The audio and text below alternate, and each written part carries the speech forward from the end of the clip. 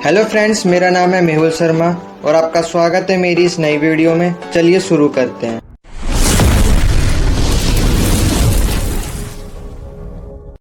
दोस्तों, आज हम देखने वाले हैं बिजनेस कम्युनिकेशन का क्वेश्चन पेपर। तो ये आपका 2 घंटे का होने वाला है, 60 नंबर का आपका होने वाला है। और आपको 5 क्वेश्चन करने हैं। आप उसको हिंदी और इंग्लिश दोनों में लिख सकते हैं, वो आपकी मर्जी है। और एक क्वेश्चन 12 नंबर का है, यानी आपको 5 क्वेश्चन करने हैं। और देखिए, जो आपको पांचों क्वेश्चन दिए जाएंगे ना, उसमें चॉइस दी जाएगी। आपको करने तो पांचों के पांचों है, लेकिन उन पांचों में से चॉइस दी जाएगी। यानी आपको 10 क्वेश्चन में से कोई 5 क्वेश्चन करने हैं। तो अभी हम इनके आंसर्स भी देखेंगे। तो मैंने आपको 10 के 10 क्वेश्चन समझा रखे हैं। अब आपको पेपर में कोई से भी आ सकते हैं, लेकिन आएंगे आपको 5 क्वेश्चन ही, और उनमें से आपको चॉइस दी जाएगी हर क्वेश्चन में। उनमें से आपको कोई एक करना है, ठीक है। तो चलिए अब हम इनके आंसर देखते हैं। उससे पहले अगर आप पहली बार चैनल पर आए हो, जल्दी से चैनल को सब्सक्राइब कर दीजिए और वीडियो को लाइक कर दीजिए। और अगर आपको इसकी पीडीएफ चाहिए तो मेरे टेलीग्राम चैनल पे आपको मिल जाएगी, हिंदी और इंग्लिश दोनों में। और इसका जो लिंक है डिस्क्रिप्शन में दिया है, वहां पे जाके आप डायरेक्ट ज्वाइन कर सकते हैं। तो देखिए, जैसा कि आप पहला क्वेश्चन देख सकते हैं, यहाँ पे आपको पहले क्वेश्चन में 2 पार्ट करने हैं और फिर आपको चॉइस भी दी गई है। फिर आप दूसरा पार्ट भी कर सकते हैं। तो आपकी चॉइस है कि आप इन दोनों में से कौन सा करना चाहते हैं, ठीक है। अब देखिए, जो भी मैं आपको क्वेश्चन समझाने वाला हूँ ना, मैं इसको अच्छे से अपनी जो चैप्टर वाली वीडियोस में पढ़ा चुका हूँ, तो आप वो उसको देख लीजिएगा अच्छे से। यहाँ पे बस मैं आपको शॉर्ट में समझाऊंगा ऊपर ऊपर से, ताकि आपका एक क्विक रिवीजन हो सके। तो देखिए, आपका पहला क्वेश्चन है, explain the various flows of communication. फिर आपको अगले पार्ट में बताना है, what do you mean by body language, की बॉडी लैंग्वेज क्या है, डिस्क्राइब इट्स वेरियस एस्पेक्ट्स। फिर आपको चॉइस दी गई है। फिर आप इसका दूसरा पार्ट देख सकते हैं, डिफाइन द टर्म कम्युनिकेशन, की कम्युनिकेशन क्या है। फिर why it is so important, है ना, ये इतनी इंपॉर्टेंट हुई बिजनेस में, है ना। फिर इसी के अगले पार्ट में आपको डिफरेंट बिटवीन बताना है वर्बल कम्युनिकेशन और नॉन वर्बल कम्युनिकेशन में। अब चलिए आंसर देखते हैं। तो पहला आपका था फ्लो ऑफ कम्युनिकेशन। हिंदी वाले भी साथ साथ देखते जाइएगा। तो हिंदी में से बोलेंगे जो कम्युनिकेशन की जा रही है, तो उसका प्रवाह किस तरफ है। तो देखिए, कम्युनिकेशन के 4 फ्लो होते हैं। एक तो है अपवर्ड, एक है डाउनवर्ड, तीसरा होता है हॉरिजॉन्टल, जिसे लैटरल भी बोला जा सकता है, और चौथा होता है डायगोनल। हिंदी में बोलेंगे ऊपर, नीचे और क्षितिज और विकर्ण। तो देखिए, इन चारों को एक एक करके समझते हैं। सबसे पहला है अपवर्ड, यानी जब कम्युनिकेशन जो हो रही है वो नीचे से ऊपर की तरफ हो रही है, यानी low level to higher level, है ना। कोई एम्प्लॉय है, उसकी कोई कंप्लेन है, अब उसको डायरेक्ट कंपनी के बॉस से बात करनी है, तो सबसे पहले मैनेजर से बात करेगा, मैनेजर सीईओ को बताएगा, सीईओ फिर ओनर को बताएगा। तो ऐसे करके क्या हो रहा है कि जो डाउनवर्ड है, जो सबसे मतलब लोअर लेवल पर है, वो हायर लेवल तक कम्युनिकेशन पहुंचा रहा है। तो इसे बोलते हैं अपवर्ड मूवमेंट, है ना, अपवर्ड फ्लो बोलते हैं, यानी नीचे से ऊपर की तरफ कम्युनिकेशन की जा रही है। वही सेम होता है डाउनवर्ड। अब इसमें ऊपर से नीचे की तरफ बात की जा रही है। मान लीजिए ओनर को कोई डिसीजन लिया उसने, अब उसको इन्फॉर्मेशन पहुंचानी नीचे तक, तो वो कोई नोटिस निकाल सकता है, मेमोरेंडम या ऑफिस ऑर्डर निकाल सकता है। इससे क्या हो रहा है कि वो कम्युनिकेशन कर रहा है लोअर लेवल तक। तो इसे बोलते हैं डाउनवर्ड फ्लो। अब अगला है हॉरिजॉन्टल और रैटल। अब इसमें क्या होता है कि मतलब सेम लेवल पर कम्युनिकेशन की जाती है। एम्प्लॉय एम्प्लॉय के साथ करेगा, मैनेजर मैनेजर के साथ, कोई सीईओ है तो दूसरे सीईओ के साथ, मतलब लेवल इसमें सेम रहता है ना। तो इसे बोलते हैं हॉरिजॉन्टल कम्युनिकेशन। एग्जाम्पल के लिए कि एक कंपनी की बहुत सारी ब्रांचेस है, अब सारी ब्रांचेस के जो मैनेजर्स है वो आपस में कम्युनिकेशन कर रहे हैं, तो वो मतलब सेम लेवल पर ही कर रहे हैं ना, वो ऊपर कम्युनिकेशन कर रहे हैं ना नीचे कम्युनिकेशन कर रहे हैं। तो इसे बोलते हैं हॉरिजॉन्टल कम्युनिकेशन या लेटरल फ्लो। अब देखिए, आखिरी होता है डायगोनल फ्लो। डायगोनल फ्लो एक टाइप का मतलब टेढ़ा जो फ्लो होता है, मतलब डायगोनल आपने देखा होगा, टेढ़ी सी जो लाइन होती है ना। तो इसमें क्या होता है कि मान लीजिए 2 डिपार्टमेंट है, एक डिपार्टमेंट का मैनेजर दूसरे डिपार्टमेंट के एम्प्लॉय से बात करता है, तो वो कम्युनिकेशन डायगोनल फ्लो कहलाएगी, है ना। क्योंकि उसमें जो हायरार्की सिस्टम है ना वो अलग है, लेकिन डिपार्टमेंट भी अलग है ना। हायरार्की भी अलग है, जो मैनेजर है वो एम्प्लॉय से कम्युनिकेशन कर रहा है, लेकिन डिपार्टमेंट जो है वो अलग अलग है। तो इसी को बोलते हैं डायगोनल फ्लो। और अगले पार्ट में आपको बताने की जो बॉडी लैंग्वेज है वो कितनी इंपॉर्टेंट होती है कम्युनिकेशन के अंदर। तो ये आपको पता ही है, मैंने अपने चैप्टर में पढ़ा रखा है अच्छे से इसको, है ना। जैसे कि उसमें क्या देखा जाता है, आपका फेस का एक्सप्रेशन, कि आप मतलब बोलते समय आप स्माइल कर रहे हैं या आपका उदास है चेहरा, है ना। आपका गेस्चर देखा जाता है, आपकी हाथों पैरों की मूवमेंट देखी जाती है, कि आप जब बात कर रहे हैं तो आपकी मूवमेंट कैसी है। फिर आपका बॉडी पोस्चर देखा जाता है, कि आप जब भी बात कर रहे हैं तो आपकी जो बॉडी पोस्चर है उससे पता लगता है कि आप कितने ज्यादा कॉन्फिडेंट है ना। और अगला होता है आई कांटेक्ट। जब भी बात कर रहे हैं तो उसकी आंखों में देखकर बात कीजिए, इधर उधर मत देखिएगा, नहीं तो जो कम्युनिकेशन है वो इफेक्टिव नहीं हो पाएगी। फिर अगला है प्रॉक्सिमिटी। प्रॉक्सिमिटी मतलब निकटता, यानी जब भी आप सामने वाले के साथ बात कर रहे हैं तो ये नहीं बिल्कुल चिपक के बात कर रहे हैं, थोड़ा गैप मेंटेन करना पड़ेगा आपको बीच में, है ना। तो इसी को बोलते हैं प्रॉक्सिमिटी। अगला होता है टच। आप जब भी हैंडशेक कर रहे हैं, गले मिल रहे हैं, तो आपका मतलब टच बिल्कुल प्रॉपर होना चाहिए। और अगला है टोन ऑफ वॉइस। जब भी आप सामने वाले के साथ बात कर रहे हैं तो आप बिल्कुल भारी आवाज में या फिर बिल्कुल पतली आवाज में ना बोलिए, मतलब एक नॉर्मल एक टोन होनी चाहिए ताकि सामने वाला आपकी बात समझ सके। अब देखिए जो आपका चॉइस वाला क्वेश्चन है उसका जो पहला पार्ट है उसमें आपको बताना है कम्युनिकेशन क्या है। तो कम्युनिकेशन क्या होती है? एक्सचेंज ऑफ इंफॉर्मेशन, आइडियाज और फीलिंग्स, है ना, किसके बीच में? इंडिविजुअल या ग्रुप के बीच में। तो इसी को बोलते हैं कम्युनिकेशन, बस इंफॉर्मेशन का ट्रांसफर होना एक व्यक्ति से दूसरे व्यक्ति का, तो इसी को बोलेंगे कम्युनिकेशन। और अगर वही जो कम्युनिकेशन है बिजनेस पर्पस के लिए की जा रही है तो वो बिजनेस कम्युनिकेशन हो जाएगी। फिर आप एक इफेक्टिव कम्युनिकेशन की इंपॉर्टेंस के बारे में बता सकते हैं, जिससे कि जो रिलेशनशिप है वो आपका इससे स्ट्रांग होगा, आपका टीम वर्क करने में आपको हेल्प मिलेगी, आप अपने गोल्स को अचीव कर सकते हैं। और साथ ही साथ जो भी आपको मतलब सक्सेस चाहिए अपनी मतलब प्रोफेशनल लाइफ में या बिजनेस पर्पस में, जो भी आपको सक्सेस चाहिए तो वो आसानी से मिल सकती है अगर आपकी कम्युनिकेशन स्किल्स बढ़िया है तो। अगले पार्ट में आपको बताना है वर्बल और नॉन वर्बल कम्युनिकेशन के अंतर। हिंदी में बोलते हैं इसे मौखिक और गैर मौखिक संचार।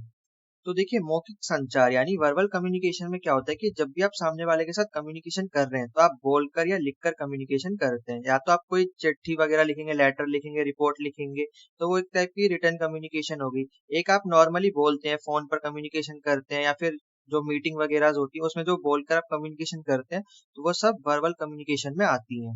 और हिंदी में बोलेंगे जो मौखिक संचार है, जिसमें लिखकर और बोलकर सामने वाले के साथ इंफॉर्मेशन को शेयर किया जाता है ना, उसी को बोलते हैं मौखिक संचार।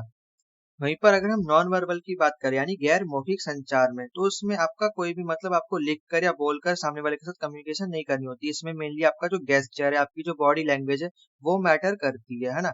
जो अभी मैंने आपको ऊपर समझाया ना, फेशियल एक्सप्रेशन, आपका गेस्चर, प्रॉक्सिमिटी, है ना, कितनी आप सामने वाले के साथ दूर खड़े होकर बात कर रहे हैं, आई कांटेक्ट, और आपका टच वगैरह, तो ये सब चीजें आ जाती है नॉन वर्बल कम्युनिकेशन में, है ना। क्योंकि ये जब भी आप सामने वाले के साथ बात कर रहे होते हैं तो ये आपके कॉन्फिडेंस को बताती है कि आप कितने ज्यादा कॉन्फिडेंस है ना।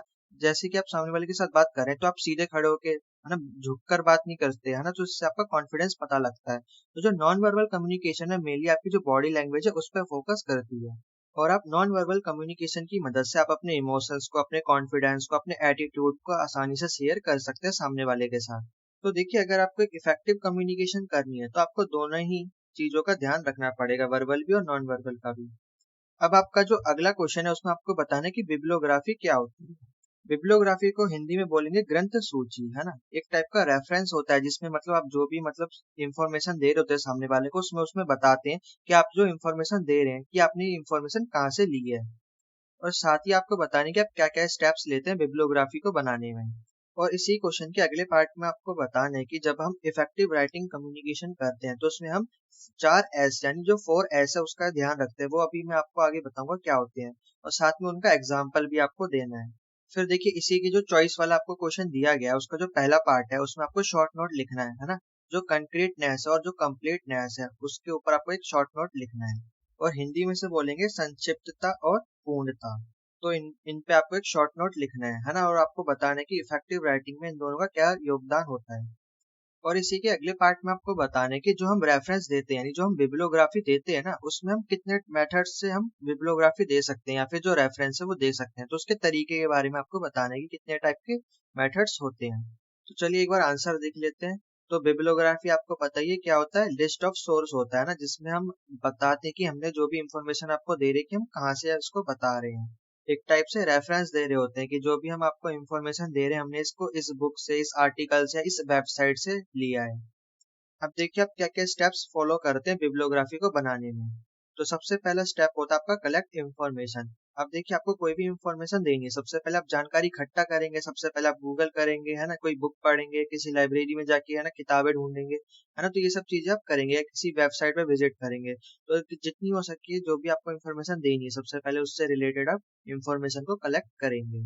और फिर साथ में ही आपको ना नोट करके लिख लेना है कि जो भी आप इंफॉर्मेशन कलेक्ट कर रहे हैं कि कहाँ से कर रहे हैं। मान लीजिए आपको आपको कोई बुक मिली, आपने वहां से कोई इंफॉर्मेशन उठाई, तो उस बुक का नाम लिख लीजिए, किस ऑथर ने वो बुक लिखी है वो कलेक्ट कर लीजिए, है ना, और उस बुक का नाम क्या है और कौन से पेज पे मतलब वो इंफॉर्मेशन लिखी हुई है। तो ये सब चीजें आप पहले अलग से लिख कर रख लीजिए ताकि जब आप इंफॉर्मेशन दे तो एंड में उसको लगा सके बिब्लियोग्राफी में। फिर अगला स्टेप होता है चूज सिटेशन स्टाइल। अब देखिए रेफरेंस देने के भी ना कुछ सारे स्टाइल्स होते हैं ना, जैसे कि आप लिखते हैं ना तो आपका अलग अलग स्टाइल होता है, कोई दूसरा लिखेगा तो उसका अलग स्टाइल होगा। वैसे ही जब आप रेफरेंस देते हैं तो इसके भी कुछ स्टाइल होते हैं। एग्जांपल के लिए एपीए, एमएलए और शिकागो। अब देखिए मैं आपको ऐसे बोल के समझाऊंगा तो आपको समझ नहीं आने वाला, तो मैं इसलिए इमेज लगा रहा हूँ। इमेज में आपको दिख जाएगा एपीए स्टाइल कैसा होता है, एमएलए स्टाइल कैसा होता है और शिकागो स्टाइल कैसा होता है। तो ये बस एक टाइप से रेफरेंस देने की स्टाइल्स होती हैं, जिस स्टाइल में रेफरेंस दिया जाता है। तो बस आपको ना इनके नाम याद रख लेने हैं, इनका एपीए, एमएलए और शिकागो स्टाइल है ना, बस ये नाम लिख कर आ जाने हैं आपको वहां पे, ठीक है। फिर अगला काम होता है ऑर्गेनाइज एंट्रीज। मतलब देखिए इसमें क्या होता है कि अल्फाबेटिकली आप ऑथर का नाम ना लिखते हैं। जैसे कि ए, सबसे पहले ए आएगा तो ए से जितने भी ऑथर से आपने कुछ कुछ लिया है तो उनका नाम लिख देंगे। फिर बी से अगर आपने कुछ ऑथर से कुछ इंफॉर्मेशन लिए तो उनका नाम लिख देंगे। तो ऐसे करके अल्फाबेटिकल ऑर्डर में आप उनका जो नाम है वो सजा देंगे, ठीक है। तो देखिए एक तो हो गया ऑर्गेनाइज एंट्रीज और दूसरा होता है फॉर्मेट एंट्रीज। तो फॉर्मेट वाले में फिर से वही आप स्टाइल को चूज करते हैं ना, बहुत सारे स्टाइल होते हैं, जैसे इटैलिक हो गया, है ना, इंडेंटेशन हो गया। तो ऐसे कई सारे स्टाइल्स होते हैं, वो आप चूज करते हैं कि आपको जो एंट्रीज वो डालनी है, जो भी नाम आपको ऑथर्स के डालने हैं तो किस स्टाइल में डालनी है। फिर देखिए आपका अगला काम होगा रिलेवेंट डिटेल्स को इंक्लूड करना। जैसे कि लोकेशंस वगैरह आप ऐड कर सकते हैं कि आपने जो इन्फॉर्मेशन लिया उसकी लोकेशन क्या है। एग्जाम्पल के लिए आपने कोई बुक का रेफरेंस दिया है तो वो बुक से जो भी आपने इन्फॉर्मेशन दी है वो कौन से पेज नंबर पे है, तो आप उसका पेज नंबर डाल सकते हैं। तो बाकी की जो ऐसी डिटेल्स होती है वो आप ऐड कर सकते हैं। आपका अगला स्टेप होगा चेक फॉर एक्यूरेसी, यानी जो आपने इंफॉर्मेशन दिया है, यानी जिसका रेफरेंस दिया है वो एक्यूरेट है या नहीं। यानी लोग उस पे, मतलब अगर आपने कोई वेबसाइट की लिंक दिया है उस पर क्लिक करके वो वेबसाइट पे पहुंच पा रहे हैं नहीं पहुंच पा रहे हैं। अगर आपने जो भी बुक का रेफरेंस दिया है तो वो बुक वहाँ पे अवेलेबल है कि नहीं है। तो ये सब चीजें जो एक्यूरेसी होती है वो चेक कर लेनी है, ये ताकि कोई भी जो आगे रिसर्च करना चाहता है वो आसानी से उस पेज तक या उस रेफरेंस तक पहुंच सके। और आपका आखिरी काम रहेगा यूज सिटेशन टूल्स। तो देखिए कुछ एक टाइप का सॉफ्टवेयर है, कुछ एक टाइप की एप्स वगैरह होती है जिसका ना यूज लोग करते हैं रेफरेंस देने के लिए। तो आप इन एप्स का या फिर सॉफ्टवेयर का इस्तेमाल कर सकते हैं जिसकी मदद से आप जो बिब्लियोग्राफी जो रेफरेंस आप दे रहे हैं वो आसानी से दे सकें। तो ये सारे आप स्टेप्स फॉलो करेंगे बिब्लियोग्राफी देते वक्त। अब देखिए आपको अगले पार्ट में बताना था कि जब हम राइटिंग कम्युनिकेशन करते हैं तो उसको इफेक्टिव बनाने के लिए हम 4S का इस्तेमाल करते हैं, तो वो क्या है। तो सबसे पहला जो एस है वो होता है सिंप्लिसिटी। यानी देखिए जब भी आप रिटर्न कम्युनिकेशन कर रहे हैं, चाहे वो आप रिपोर्ट लिख रहे हैं, लेटर लिख रहे हैं, कुछ भी लिख रहे हैं, तो उसमें ऐसे शब्दों का इस्तेमाल कीजिए जो आसान होते हैं, समझने में आसानी होती है। जैसे कि एग्जाम्पल के लिए आप यूटिलाइज लिखेंगे उसकी जगह आप यूज लिख सकते हैं, है ना। एग्जाम्पल भी आपको साथ साथ देते जाना है। तो अगला होता है क्लैरिटी। अब देखिए जो भी आप रिटर्न कम्युनिकेशन कर रहे हैं, जो भी वर्ड लिख रहे हैं, तो वो क्लियर होना चाहिए। तो क्लैरिटी का मतलब ये है कि सामने वाले को पढ़कर समझ आना चाहिए। आपको ऐसे हार्ड वर्ड्स का इस्तेमाल नहीं करना, नॉर्मल वर्ड्स का इस्तेमाल करना और क्लैरिटी से लिखना है। और देखिए आपको जार्गोन राइटिंग का इस्तेमाल नहीं करना। जार्गोन राइटिंग एक टाइप से क्या होता है, देखिए आप एग्जाम्पल से समझेंगे। The update system will optimise operational efficiency. तो ये कितना मतलब बोलने में भी हार्ड है और पढ़ने में भी हार्ड है और समझने में भी कितना मुश्किल लग रहा है। वहीं पर हम इसे नॉर्मल तरीके से भी लिख सकते हैं, the new software will enhance efficiency, है ना। तो देखिए ये आपको मतलब समझ भी आ जाएगा, पढ़ने में भी आसान है और कितना मतलब क्लैरिटी के साथ लिखा हुआ है ना। वहीं पे कितने हार्ड वर्ड्स का यहाँ पे इस्तेमाल किया गया है। तो यही बोला जाता है कि जब भी आप रिटर्न कम्युनिकेशन करें तो काफी क्लैरिटी के साथ आपको लिखना चाहिए। अगला होता है ब्रीविटी। ब्रीविटी मतलब होता है संक्षिप्त, यानी छोटे में लिखना है। यानी आपको मतलब ज्यादा मतलब फालतू की चीजें नहीं लिखनी है ना, ज्यादा मतलब बड़ा मैसेज नहीं लिखना है। जो भी आपको इन्फॉर्मेशन भेजनी है वो संक्षिप्त में होनी चाहिए, यानी ब्रीविटी में होनी चाहिए। यानी देखिए जो आपका मैसेज होगा वो कंसाइज होगा, यानी कंसाइज मतलब छोटा होगा। अब देखिए इसी को आप एग्जाम्पल के थ्रू समझिए। देखिए पहला एग्जाम्पल है, please find attached the document for your review. तो देखिए कितना लंबा लिखा हुआ है ना। अब इसी को आप छोटे में करके लिख सकते हैं, attached is the document for your review. तो इसका मतलब यही होता है कि आपको ज्यादा बड़ा बड़ा शब्द नहीं लिखना है। अगर पेपर में तो आपको नंबर चाहिए तब तो आपको बड़ा बड़ा लिखना है, लेकिन वहीं पर अगर आप प्रोफेशनल यानी जब बिजनेस कम्युनिकेशन करेंगे रियल लाइफ में तो आपको फालतू में बड़ा बड़ा नहीं लिखना। आपको उसके कोई नंबर वंबर नहीं मिलने वाले, है ना। आपको जो भी मैसेज देना है वो छोटे में लिखकर दे दीजिए, क्योंकि सामने वाले के पास इतना टाइम नहीं कि वो अपना आपका पूरा जो निबंध है वो पढ़े, है ना। वो अगला आखिरी एस होता है वो है सेंसिटिविटी, यानी संवेदनशीलता। तो देखिए इसका मतलब क्या होता है कि जब भी आप कोई मैसेज लिख रहे हैं, मान लीजिए कोई लेटर लिख रहे हैं, तो सामने वाले जिसको भेज रहे हैं ना उसको दिमाग में रखिए कि किसको मैं भेज रहा हूँ, और उसकी फीलिंग्स के बारे में भी सोचिए कि अगर मैं मैसेज भेज रहा हूँ तो सामने वाला इसको पढ़ के खुश होगा कि उसको बुरा लगेगा, है ना। तो उसके मतलब आपको सामने वाले की फीलिंग्स के बारे में पता होना चाहिए। तो आप जो लिख रहे हैं ना उसमें सामने वाले की फीलिंग्स हर्ट नहीं होनी चाहिए, तो ऐसा आपको लिखना है। एग्जाम्पल के लिए आप जैसे लेटर लिखते हैं तो एंड में लिखते हैं ना, I appreciate your efforts and I suggest considering this improvement, है ना। तो मतलब सामने वाले की आप फीलिंग्स के बारे में जान रहे हैं ना, उसको अप्रिशिएट भी कर रहे हैं।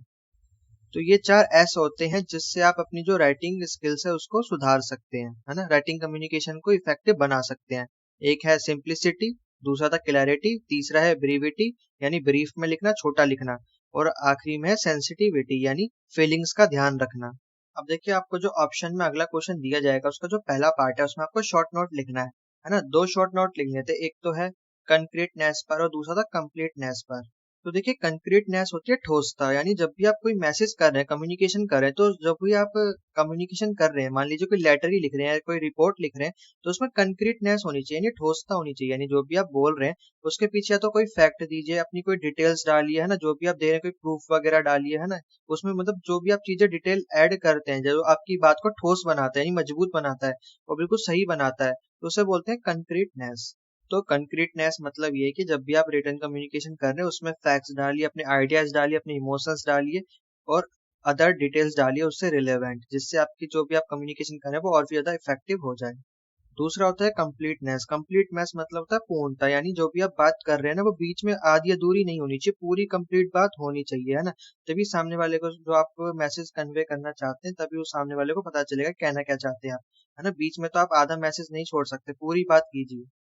इसी के दूसरे पार्ट में पूछा गया था कि जो रेफरेंस देने के जो वेरियस मेथड्स हैं उनको एक्सप्लेन कीजिए। तो ये मैं ऑलरेडी आपको बता चुका हूँ, जैसे कि एपीए, एमएलए और शिकागो स्टाइल। तो ये तीनों मैंने आपको इमेज के साथ समझा दिए कैसे होते हैं, बस एक टाइप के स्टाइल होते हैं। तो बस आपको इनके नाम याद रखने हैं और पेपर में बस नाम लिख कर आ जाना, ठीक है। अब आपको अगले क्वेश्चन में पूछा गया है कि बिजनेस रिपोर्ट क्या होती है, और जब आप एक लंबी बिजनेस रिपोर्ट बनाते हैं तो उसमें क्या क्या एलिमेंट ऐड करते हैं, तो कौन कौन सी चीजें लगती है एक लंबी रिपोर्ट बनाने के लिए, तो उन चीजों का आपको बताना है। और देखिए इसी के जो अगला चॉइस वाला आपको क्वेश्चन दिया गया है उसमें आपको एक रियल रिपोर्ट बनानी है ना। उसमें आपको एक कंडीशन दे दी जाएगी और आपको एक रिपोर्ट तैयार करनी है। तो देखिए आपको रिपोर्ट किस पर बनानी है। आप क्या एक कंपनी में यानी सनसॉफ्ट लिमिटेड कंपनी में आप सेल्स मैनेजर हैं और आपने नोटिस करा है कि जो सेल्स है वो दिन ब दिन घटती जा रही है ना। तो आपको अपनी रिपोर्ट में रीजंस बताने की जो आपका जो हेयर ऑयल यानी जो तेल है वो बिकना कम क्यों हो गया है, और उस फिर आपको रीजंस भी देने हैं और साथ ही साथ उनका सोल्यूशंस भी देना है रिपोर्ट में। तो देखिए आंसर सबसे पहले तो आप पहले पार्ट का आंसर देंगे जिसमें आपको बताना है कि बिजनेस रिपोर्ट क्या होती है। तो ये तो आप जानते हैं रिपोर्ट क्या होती है, फिर उसमें क्या क्या चीजें ऐड की जाती हैं, जैसे कि टाइटल पेज होता है ना। एग्जीक्यूटिव समरी होती है जिसे अब्स्ट्रैक्ट भी बोला जाता है, यानी पूरी जो आपने रिपोर्ट दी है 10-12 पन्नों की उसकी एक छोटी सी समरी जिसको पढ़ के कोई भी बंदा पता लगा ले रिपोर्ट में क्या क्या ऐड है।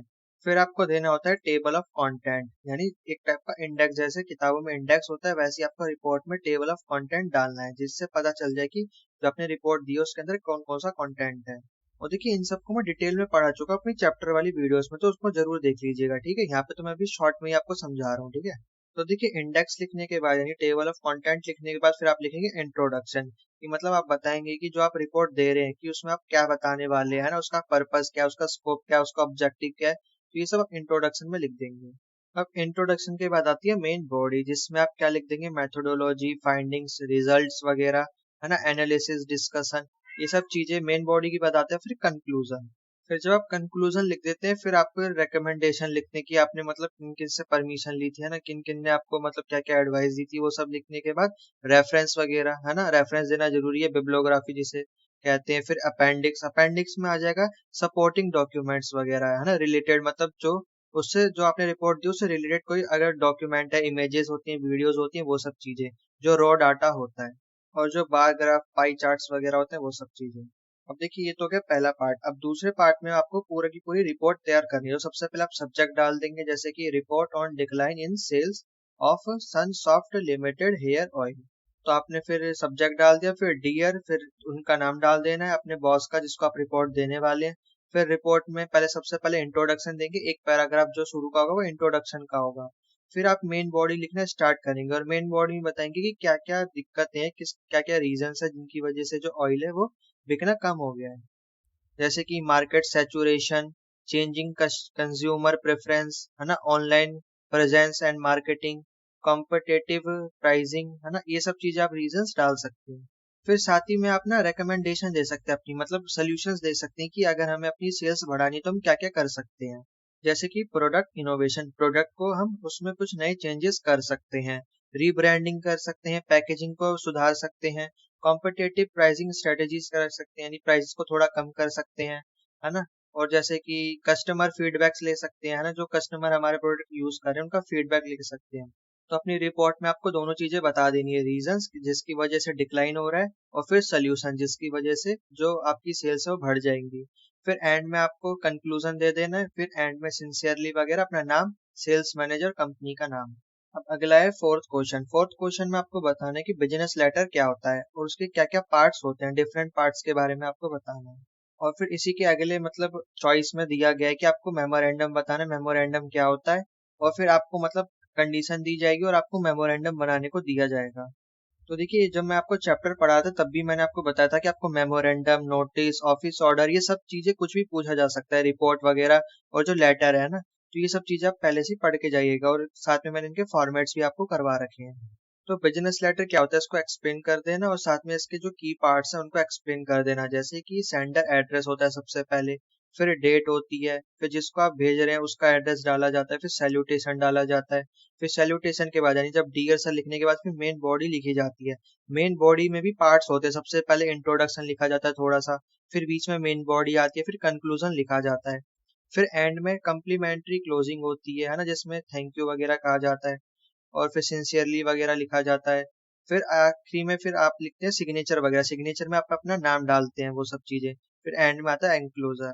तो ये सारे पार्ट होते हैं। फिर अगले में आपको बताना मेमोरेंडम क्या है। फिर आपको मेमोरेंडम बनाना कैसे, देखिए सब्जेक्ट डाल दीजिएगा नोटिस ऑफ अब्सेंस ऑन 14 सितंबर 2023। तो ये आपका मतलब सब्जेक्ट है मेमोरेंडम का, आपको मेमोरेंडम बनाना है। फिर डी है, फिर आप उस नेम डाल देंगे सेल एग्जीक्यूटिव का, फिर मेन बॉडी लिख देंगे, फिर आखिरी में थैंक यू वगैरह, रिगार्ड्स, और फिर नाम अपना डाल देंगे, और फिर आपकी क्या पोजीशन है वो डाल देंगे, ठीक है। तो देखिए मैं एक बार और बता देता हूँ, मेमोरेंडम, ऑफिस ऑर्डर, नोटिस, इन सबको अच्छे से करके जाइएगा, है ना। ये सब आपसे पूछा जा सकता है और आपको बनाने को आ सकता है, और साथ में लेटर भी, और सीवी कैसे बनता है वो भी देख लीजिएगा एक बार। अगले क्वेश्चन में आपको बताना है कि ओरल प्रेजेंटेशन क्या होता है, और साथ में आपको बताना है कि ओरल प्रेजेंटेशन को मोर इफेक्टिव कैसे बना सकते हैं, और साथ ही आपको बताना है कि जो टेक्नोलॉजी है वो कैसे प्रेजेंटेशन में एक इम्पॉर्टेंट रोल प्ले करती है। और इसी के अगले चॉइस वाले क्वेश्चन में आपको बताना है कि इंटरव्यू क्या होता है। और देखिए साथ में आपको बताना है कि जो इंटरव्यूअर होता है, जो इंटरव्यू कंडक्ट करवाता है, तो उसके मन में क्या क्या पॉइंट्स पहले ही चल रहे होते हैं, ताकि वो एक अच्छा इंटरव्यू कंडक्ट करवा सके। यानी आपको वो पॉइंट्स बताने हैं कि जब इंटरव्यू कंडक्ट करवाया जाता है तो जो सामने वाला जो क्वेश्चन पूछ रहा होता है उसके मन में क्या चल रहा होता है, क्या क्या पॉइंट्स उसके मन में आ रहे होते हैं कि वो सामने वाले जो कैंडिडेट है उससे पूछ सके। तो इसका आंसर आप आसानी से लिख सकते हैं। ये दोनों ही क्वेश्चन मैंने अपनी वीडियोस में एक्सप्लेन कर रखे हैं। एक बार और बता देता हूँ, ओरल प्रेजेंटेशन क्या होता है, एक टाइप का वर्बल कम्युनिकेशन होता है, जिसमें आप किसी भी प्रेजेंटेशन यानी जो स्लाइड होती है उसकी मदद से आप सामने वाले को कोई चीज समझा रहे होते हैं, वो भी बोलकर। और इसमें टेक्नोलॉजी आपकी काफी ज्यादा मदद करता है, क्योंकि आप जो स्लाइड बनाएंगे वो पावर पॉइंट प्रेजेंटेशन में ही बनाते हैं ना, एक टेक्नोलॉजी आपकी मदद करती है कोई भी स्लाइड बनाने में। तो उसमें आप ग्राफ लगा सकते हैं, उसमें चार्ट्स लगा सकते हैं, ना, उसमें 3D इमेजेस लगाई जा सकती हैं, और कुछ बहुत सारी चीजें लगाई जा सकती हैं ताकि सामने वाले को अच्छे से समझ आ सके। फिर अगले क्वेश्चन में आप बता सकते हैं इंटरव्यू क्या होता है। इंटरव्यू एक टाइप का स्ट्रक्चर कम्युनिकेशन होता है ना, उसको ऐसे डिजाइन किया जाता है जिसमें जो भी कैंडिडेट है जिसको भी जॉब चाहिए उसमें हम उसकी स्किल्स को पता लगा सके कि उसकी क्या क्या क्वालिफिकेशन है, क्या क्या स्किल्स है उसके अंदर, है ना, क्या क्या उसकी अचीवमेंट्स है, वो सब चीजें पता कर सके। ओवरऑल जो उसका मतलब व्यक्तित्व है उसको जान पाए, है ना, तो उसके लिए इंटरव्यू कंडक्ट करवाया जाता है। अब देखिए जो इंटरव्यूअर होता है जब भी वो इंटरव्यू कंडक्ट करवाता है तो उसके मन में क्या क्या पॉइंट्स रहते हैं पहले से। सबसे पहला होता है प्रिपरेशन। तो देखिए इसमें क्या होता है कि जब भी इंटरव्यू लिया जाता है तो सबसे पहले जो इंटरव्यूअर होता है वो अपने आप को इंट्रोड्यूस करता है कैंडिडेट के साथ, है ना। उसका रिज्यूम पढ़ता है, उसके बारे में जानता है और अपने बारे में बताता है कि मैं मेरा ये नाम है और मैं आपका इंटरव्यू आज लेने वाला हूँ। फिर वो स्ट्रक्चर्ड क्वेश्चन, यानी वो या तो क्वेश्चन पहले ही घर से लिख कर ले आएगा, या फिर वो उसी टाइम इंटरव्यू के टाइम पे क्वेश्चन, नए नए क्वेश्चन पूछेगा उस कैंडिडेट से, ताकि वो उसकी स्किल्स और एबिलिटीज के बारे में जान सके। अगला पॉइंट है एक्टिव लिसनिंग। यानी देखिए जब जो इंटरव्यूअर होता है वो सामने वाले से क्वेश्चन पूछ रहा है तो बदले में उसको जवाब भी सुनना है, जब भी तो उस बेसिस पे उसको वो सेलेक्ट करेगा। तो ऐसे में उसको एक्टिव लिसनिंग करनी भी जरूरी होती है, जितना हो सके वो कैंडिडेट को ध्यान से सुनने की कोशिश करे। और अगला होता है फेयरनेस। अब देखिए जो कैंडिडेट होते हैं वो काला होता है, गोरा होता है, लंबा होता है, चौड़ा होता है, छोटा होता है। तो ऐसे में जो इंटरव्यूअर होता है उसको बिल्कुल भी भेदभाव नहीं करना चाहिए। उसको मतलब उसके स्किल के बेसिस पे, उसके एक्सपीरियंस के बेस पे, उसके अंदर क्या एबिलिटीज है उसके बेस पे उसको सेलेक्ट करना चाहिए, ना कि वो काला है गोरा है ना। मतलब उसको जेंडर, रेस और एज से कोई फर्क नहीं पड़ना चाहिए। अगला पॉइंट होता है प्रोफेशनलिज्म। तो देखिए जब भी इंटरव्यूअर इंटरव्यू लेता है तो एक प्रोफेशनल तरीके से लेता है ना, बिल्कुल एक रिस्पेक्ट के साथ है ना। सामने वाले जो कैंडिडेट है उससे तू तड़ाक नहीं करता है ना, वो बिल्कुल रिस्पेक्ट के साथ बोलता है कि आप ये बताइए, आप इस क्वेश्चन का जवाब दीजिए। तो बिल्कुल रिस्पेक्ट के साथ वो क्वेश्चन पूछता है। एक जो प्रोफेशनलिज्म वाली भावना है उसको बनाए रखता है इंटरव्यूअर। अगला पॉइंट होता है क्लियर कम्युनिकेशन। देखिए इसमें क्या होता है कि जब भी जो इंटरव्यूअर किसी एम्प्लॉय को सिलेक्ट करता है तो सबसे पहला उसका काम ये होता है कि उसको अपनी कंपनी के बारे में पूरी इंफॉर्मेशन दे दे कि उसका क्या रोल होने वाला है, वो कंपनी में क्या काम करेगा, उसकी एक्सपेक्टेशंस क्या क्या है। तो जितनी भी वो चीजें वो सभी पहले उसको एम्प्लॉय को बता दे, क्योंकि बाद में फिर दिक्कत ना हो। फिर अगला पॉइंट है असेसमेंट क्राइटेरिया। अब देखिए जो इंटरव्यूअर होता है वो इंटरव्यू में सामने वाले के साथ, कैंडिडेट के साथ क्वेश्चन पूछता है, बदले में उसको फीडबैक मिलता है। तो उस फीडबैक के आधार पर वो असेसमेंट करता है कि मतलब ये जो एम्प्लॉय है हमारे क्राइटेरिया पे खड़ा उतरा है या नहीं उतरा, मतलब इसको सिलेक्ट किया जाएगा या नहीं किया जाएगा। और फिर अगला पॉइंट होता है फीडबैक। यानी अब देखिए एंड अंत में कैंडिडेट को बताया जाता है इंटरव्यूअर द्वारा कि आप सेलेक्ट हैं कि नहीं है ना। उसको फीडबैक दिया जाता है कि आपके अंदर क्या कमी है, या फिर उसको बताया जाता है कि आपकी क्या खासियत है। वो सब चीजें फीडबैक में दी जाती हैं। तो ये सारे कुछ पॉइंट्स थे, जब इंटरव्यूअर इंटरव्यू लेता है तो उसके मन में ये पॉइंट्स रहते हैं, या उसको ये सब चीजें करनी पड़ती हैं। तो यहीं पे हमारी वीडियो फिनिश होती है। तो देखिए इसके थंबनेल पे आपको पार्ट 2 दिख रहा होगा। देखिए पार्ट 2 इसलिए डाला है क्योंकि इससे पहले भी मैंने एक पेपर और समझाया था, लेकिन वो प्रीवियस ईयर का था, लेकिन ये वाला पेपर अभी का ये फिलहाल में हुआ है। तो इस वाले पेपर को आप अच्छे से करके जाइएगा है ना। आपको 5 क्वेश्चन दिए जाएंगे, हर क्वेश्चन में चॉइस होगी है ना, कोई एक क्वेश्चन आपको करना है, यानी टोटल आपको 5 क्वेश्चन करने हैं। तो ऑल द बेस्ट। तो वीडियो अगर आपको अच्छी लगी तो जल्दी से लाइक और सब्सक्राइब कर दीजिए और शेयर कर दीजिए अपने दोस्तों के साथ जितना जल्दी हो सके है ना। और अगर आपको इसकी पीडीएफ चाहिए तो आपको टेलीग्राम पर मिल जाएगी, और इसका लिंक डिस्क्रिप्शन में दिया हुआ है, वहां से जाके आप डायरेक्ट ज्वाइन हो सकते हैं। तो मैं मिलता हूँ आपको इसकी नेक्स्ट वीडियो में, तब तक के लिए जय हिंद।